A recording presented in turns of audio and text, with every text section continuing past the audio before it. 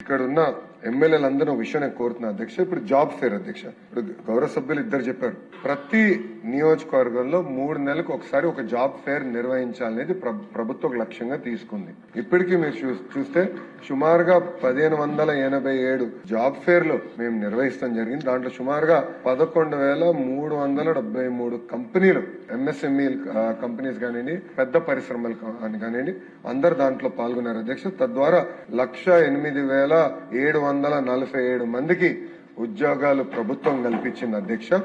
అందుకే ఇక్కడ ఉన్న గౌరవ సభ్యులందరినీ కోరేది, ఈ జాబ్ ఫేర్ షెడ్యూల్ ఇస్తాం, మీరు కూడా పాల్గొండి, మీరు కూడా ఇది సెలబ్రేట్ చేయాల్సిన అవసరం ఉంది అధ్యక్ష. ఇది చాలా చాలా అవసరం అధ్యక్ష. రెండోది అధ్యక్ష, గౌరవ సభ్యులు చెప్పారు అధ్యక్ష, స్కిల్లింగ్ గురించి అడిగారు అధ్యక్ష. మొన్న కూడా గౌరవ ప్రధానమంత్రి నరేంద్ర మోడీ గారు కూడా ఢిల్లీలో చీఫ్ సెక్రటరీస్ కాన్ఫరెన్స్ జరిగినప్పుడు గౌరవ ప్రధానమంత్రి గారు కూడా చాలా స్పష్టంగా హ్యూమన్ క్యాపిటల్ డెవలప్మెంట్ పైన చాలా డీటెయిల్ గా డిస్కస్ చేశారు అధ్యక్ష. అక్కడ ఏమన్నారంటే, వొకేషనల్ నుంచి బయటకు వచ్చిన పిల్లల్ని సెలబ్రేట్ చేయండి. ఎందుకంటే ఇప్పుడు మీరు చూస్తే అధ్యక్ష, లిఫ్ట్ మెకానిక్ షార్టేజ్ ఉంది అధ్యక్ష. నెలకి 30,000 రూపాయల జీతం ఇస్తున్నారు లిఫ్ట్ మెకానిక్స్, దొరకట్లేదు అధ్యక్ష.